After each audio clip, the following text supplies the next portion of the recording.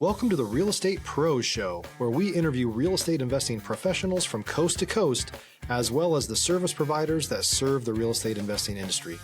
Our goal is simple: share what's working now to help you improve and scale your business to the next level and meet the pros that can help you get there. Real Estate Pros is powered by Investor Fuel, America's leader in helping real estate investors and professionals build the business you need to live the life you've always dreamed of. Let's start today's show. Property insurance for real estate investors doesn't have to be difficult, but it does need to be there to protect you when you need it. MyInvestorInsurance.com not only provides insurance at 15 to 30% cheaper than traditional agencies, it's built specifically for real estate investors like you. You can set up an account in about 2 minutes, get quotes on properties, turn on and turn off insurance for your fix and flip or rental properties in around 2 minutes without having to talk to anyone directly, all through our portal. There's no better way or faster way to make sure you've got the coverage you need to protect you, and no more lengthy policies either. Once you're set up, you're billed monthly and prorated by the day for however long your policy is active. It's powered by MSI, the third largest independent MGA, with 1.5 million customers and more than $1 billion in cumulative premiums written. Get set up today in about 2 minutes at myinvestorinsurance.com/fuel. Hey guys, welcome back to our show. I'm your host, John Harcar, and I'm here today with Wyatt Reed. And what we're going to talk about is obviously his background, his expertise in real estate, how he got to today, but we're also going to talk about buying with seller financing. Remember, guys, at Investor Fuel, we help real estate investors, service providers, really all real estate entrepreneurs 2 to 5x their business. We provide tools and resources to grow that business they want to have, which helps them live the life they want to live. Wyatt, welcome to our show. Dude, thank you so much for having me, man. I've been excited about this podcast. I know we had some issues with audio, but I've been excited about this podcast, man. Love it, man. At least we got it done. I appreciate you being flexible, and we're glad we were able to get you in. I'm super excited to talk about seller finance. I love seller finance. I love creative deals. I think that's, kind of where a lot of the future is. But, before we talk a lot about that, tell us about your background, how you got into real estate, what got you to today. Yeah, man. Well, first of all, I appreciate you letting me on, man, to talk about my story. I started when I was working. I was an engineer. I'd started out just a somebody who worked on an assembly line, as just a regular worker.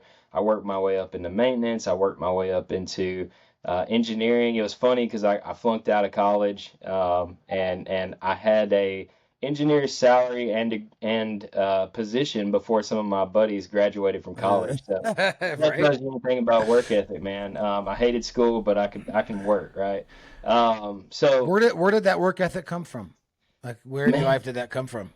I've always seen my parents. So like, my grandpa was a serial entrepreneur. Like, he tried and done everything, and my parents they've run a barbecue place. They own a barbecue place here for over 40 years, man, and they've just broken their backs to give us a life, where we never really wanted for anything. We always got, the new gaming system, the new, whatever comes out. New Jordans. Yeah, it was amazing, but I seen them work themselves to the bone in it, and I think the work ethic come from there. But it also showed me like what I didn't want to do as well. Like, I didn't want to have to, kill myself to be able to provide that for my family. So sure, okay, that's where real estate come in. So like, I had made it to where I wanted to be in my early 20s, like 21, 22. The salary, the nice house, the house, the cars, the family. Like, I made it to where I thought I wanted to be in life. And I was like, man, that I can't do this the rest of my life. What's next? I've always felt like there's something more. Right. And so I started looking at like, what businesses could I start? What seemed to make the most sense? And the YouTube gurus got me on real estate, right? So I didn't pay somebody, all the way across the world, but I did find a local mentor here in North Alabama. Stop living on an island and join the #1 mastermind in America for professional real estate investors. Investor Fuel is a community of hundreds of the nation's top investors, working together to build stronger businesses and better lives. In addition to the amazing community of real estate investors acting as a board of advisors for one another, Investor Fuel members have access to 100% funding on purchase and repairs for our members only, a health insurance program, and benefits and discounts that more than pays for the membership of most of our members, meaning it's actually costing you money to not be a member of Investor Fuel. If you're looking to scale your business and build a business that allows you to live the life of your dreams, please visit investorfuel.com today and book a call with our team. And that's how I got my starting was, I tried for the first couple of months on my own. And I just spun my wheels, and then I finally broke down. I was like, I gotta hire somebody. So I know your parents were serial entrepreneurs, which is great. I mean, I could definitely see where that work ethic and drive would come from. But was there anybody in real estate, that you might have had an influence in your life at all that planted a seed? Because I know you mentioned you're just looking through businesses. I don't know if maybe like real estate was planted somehow and that's kind of led you to it. no, man. I wish I could say yeah, but it was kind of I'm a first time real estate investor in my family as far as I know. So Love it. yeah. So when you started, man, what were some of the struggles, dude? What were some of the hard things that you're like, that maybe push you to like think, is this what I really want to do? Yeah. Once I got over the initial, investment in myself, because that it's high. Like some coaching programs, some mentorships, most of them you got to invest in yourself, and that was high, right? That was my first big step. Was like, oh, okay, I'm gonna do this. I'm gonna have to do this because I just Was it mindset? Yeah, it was. It was a lot. Me and my wife talked probably a month or two about it, and I'm the guy that is like, we'll figure it out. I didn't have the money, but I'll figure it out. We'll do whatever it takes, and that that work ethic really really helped in that too. So we were able to get a non-secured term loan, which was stupid, but it was $18,000 for my first mentor, and we got a non-secured term loan, and we just went after it. But I would say like my first couple of deals went really well, but that kind of gave me a big head, and so I started taking on things that I wasn't prepared to do, and I got humbled very, very quickly. And real estate can do that to you very, very quickly. Yeah.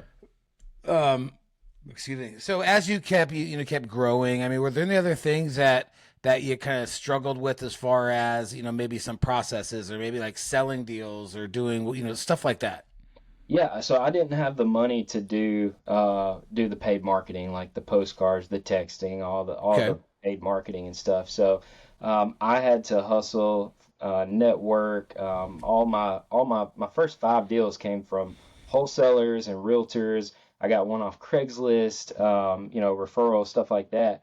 And so that was a big hustle, but I spent all of my time in that, and I didn't even think to learn about the other stuff as I was going. I was like, well, this is working, and I had my blinders on and I was doing it. So I was like, let's just keep doing it. And right. When you're doing it that way, it's a good way to get started, but you're relying on somebody else's business to be successful for your business to be successful. So I wish I would have paid attention and learned more about the paid marketing sooner. And then, like we were talking about earlier, the seller financing. I wish I would have started that. I don't even know if I'd be here right now if I would have started that 6 years ago. Right. So I wish I would have known that sooner too. So, and refresh me again, I don't know if you mentioned it. How long did it take you to get your first deal?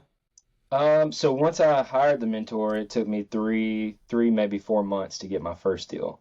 It took me 3 months to decide to get a mentor, doing it myself though. Why was it so important for you to get the mentor as opposed to the YouTube you learn, on the internet? I just knew that, like, I had already watched Bigger Pockets. I had already watched YouTube.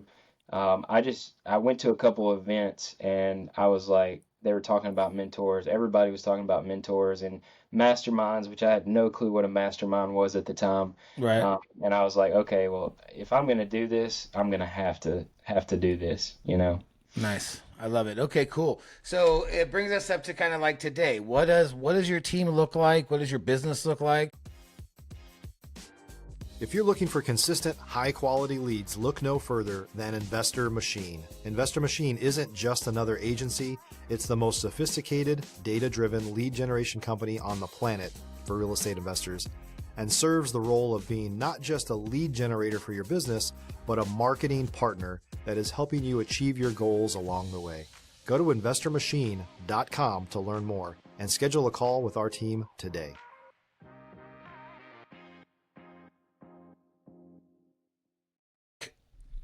Yeah, so I grew a team when I first got started. After I learned the paid marketing and stuff, we had about six or seven employees. We had an office. We had everything going. We were flipping 6, 7 houses at a time, just keeping them Nice. rolling.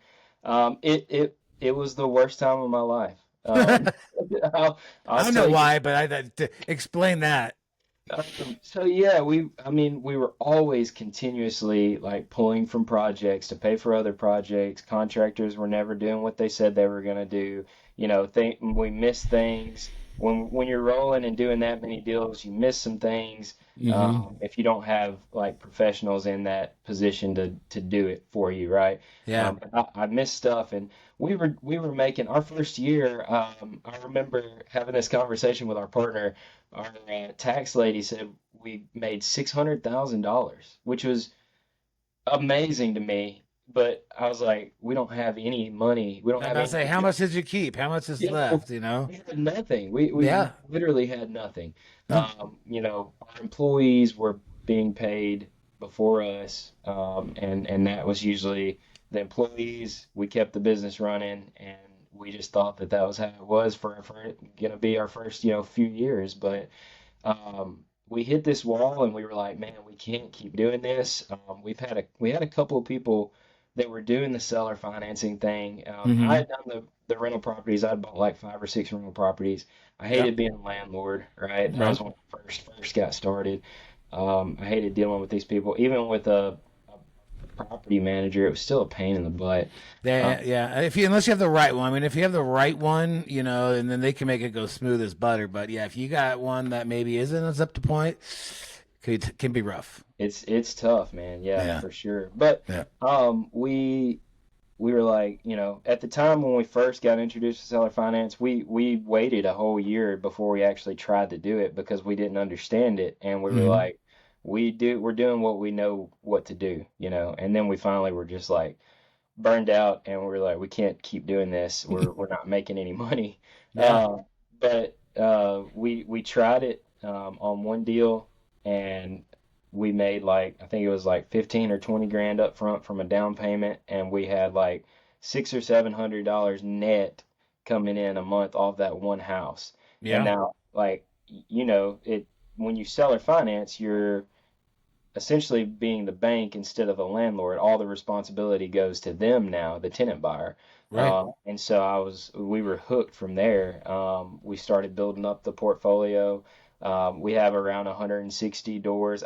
70 something of those are storage facility, Mm. but the rest are all single family. And I would say maybe 3 or 4 of those are rentals. All the rest are seller finance. And Okay. So so, now, well, let's kind of start at the beginning of the seller yeah. finance part. So you're going to look at properties. What specifically are you looking for? Like, are you targeting high equity properties? Are you targeting free and clear properties? What are you trying to what's your avatar property? Yeah, so at the beginning, we were targeting high equity and landlords. So the landlords, though, we realized we can start pitching seller finance to them. When I'm generally talking about seller finance, I'm talking on the back end. But we Right. realized we could pitch it on. Oh, okay. Not on the buy. Right. We had gotten the whole Burr method, buying and with hard money and refinancing out. We understood that, and we started to implement. At first, we started to implement seller financing just on the back end. We would Okay. Burr it. I thought you were buying via seller finance from the owner. Right. At first, we were not. At first, we were just using the Burr method and seller financing instead of putting a Sure. renter in, right? Sure. And then we started to realize that we can pitch terms on the front end, and that made the deal way juicier, you Oh know? yeah, you can give them more money. They get their hands off. They're getting maybe taking a little bit less for their monthly payment, but still, it's Yeah. Yeah. If you're a new or newer real estate investor looking to launch or grow your real estate investing business, please check out Investor Fuel Club. It's a coaching community, but unlike anything you've ever seen before. And you can actually partner with members of our mastermind from coast to coast on deals right in your market. There's no better opportunity to build a consistent business than to literally partner with pros to help you avoid costly mistakes, avoid the need for capital to do deals, and help you eliminate your fears as you're starting your business. Learn more about Investor Fuel Club at investorfuel.com/club. And you can't, well, you can, but we noticed that when we targeted landlords, they were more susceptible to that because they got into real estate to have that passive cash flow that everybody wants, right? But then they start realizing that tenants and toilets and all that stuff isn't as glamorous as what Tenants, they thought. toilets, and termites, man. The 3 T's: tenants, toilets, Right. termites. Yeah. Right. So they're more susceptible to the seller financing, which is what they wanted in the first place anyways, right? Okay. So So are you targeting mainly landlords, or, I mean, because I know that, in my experience, at least, when I'm talking direct to a seller, that's not a landlord, it's maybe someone who lives there or whatnot. It's a lot harder to explain and understand. yeah. We target the landlords more heavily. We still target high equity too, because we still do flips. We Yeah. still do novations, wholesales, whatever really makes sense, but our primary focus is cash flow. So yeah, we still target that same audience. I'm not a fan of niche lists, man. I'm more of a cast a big net and volume type of guy, I mean, I get it. I've got friends that do niche, nothing but niche, and they have some pretty juicy deals, but I feel like I make up for it in volume. Well, I worked at a data company back in the day when I started, and my thing was find out where the buyers are buying and hit everybody in those zip codes, because what are you going to get when you target everybody in the zip codes? All the niche lists, all the Right. tax defaults, all the tired landlord. You're going to get all that, but you're also adding that layer on of, hey, these are where the buyers are buying, Right. so it's a little better. So, all right, cool. So where are you guys buying? Are you just in Tennessee, or are you virtual? Yeah, so I started out in North Alabama. I live in Tennessee, Okay. but North Alabama was where the community was, the real estate community that I joined, and it's where I got my first deals. I done deals in Tennessee, Southern Middle Tennessee, and now we're branching out into um, North Georgia and North Mississippi as well. So Okay. we're just bringing in deal partners and doing it like that. Nothing fancy, we once we got the portfolio where we wanted it to be, our overhead just completely dropped. We don't even have an office anymore. Like Yeah. we the I mean there was no need for it, right? Mhm. At the time. So it's been much less of a headache. We're able to go and do, like, I go to Africa 2 times a year. I'm fixing to go to Florida next week It's with awesome. one of my business partners. Like, we can go and do, and we don't have, like, people are paying their mortgage payments, right? They're Yeah. not paying rent, they're paying mortgage. So you have a lot less headache. Yeah, I love it. Okay. So now you mentioned like North Georgia and some other areas. Like, are you like familiar with those markets? Do you have like partners in those markets to help you? Yeah, yeah. So I do some mentoring as well, and I strategically um, identify people in other markets, Okay. and when I see that there's a good market that somebody's in, but they just can't really handle it, or don't have the experience to handle it, I kind of step in. I say, hey, would you like to do this with me? I'm Sure. very strategic with that. Like, I've found over the last 6 years, like, you can't do business with everybody. No. So, like, the upfront conversation is a lot harder than it used to be. There are boundaries set up, there are rules and responsibilities. Like, if we're not both kingdom minded, like, that's something for me that I want. I want to make sure that I'm working with some Yeah. kingdom minded people, right? So that's how we do the multiple markets. Yeah, I asked that because, I don't know if you have a standard like underwriting process for the deals that you're looking at. If you, like I said, if you have someone else in another market that's helping you in that specific market or whatnot. Yeah. If we find, first thing we do is we find local attorney, local realtor, a couple of local realtors, and then if we have issues with any of our numbers, they're the first ones we call on. And up Right on. front, it's a it's a lot heavier process for them, but once we figure it out, it's a lot better.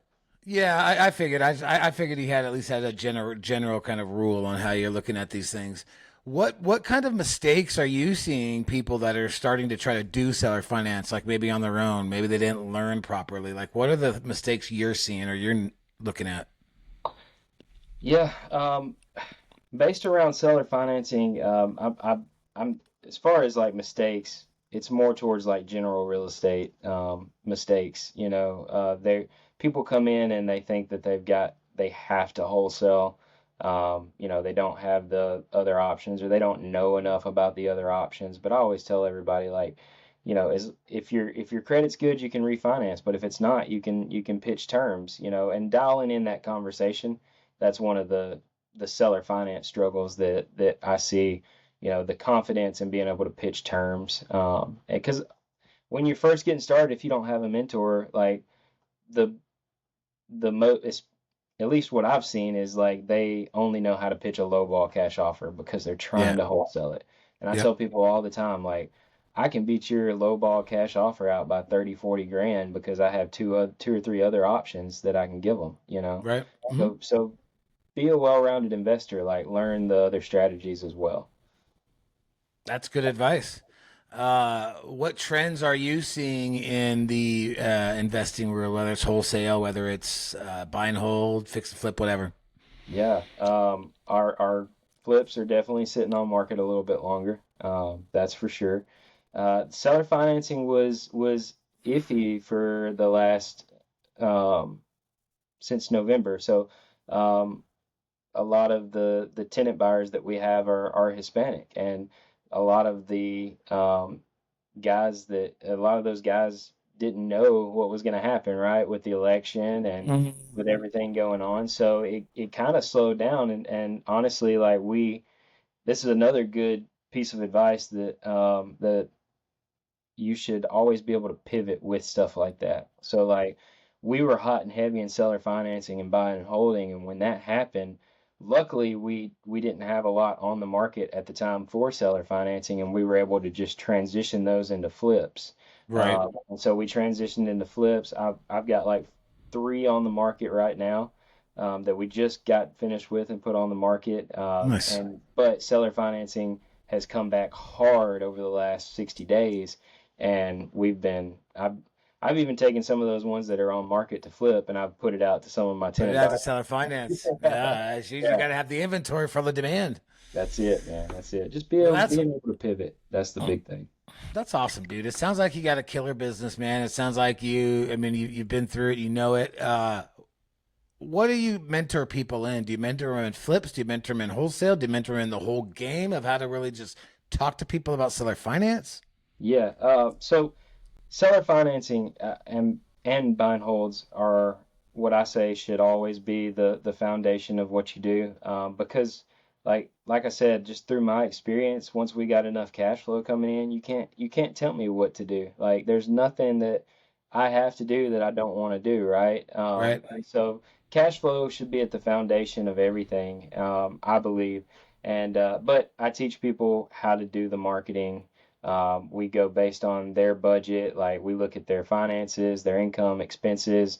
We, create a custom marketing plan for them. If it's got to be free leads, then that's fine. We can do Hmm. that. But if you can afford to do some paid marketing, that's awesome too. Let's do them both. Right. And then we just do whatever makes the most sense. So like I've got students that are flipping, wholesaling.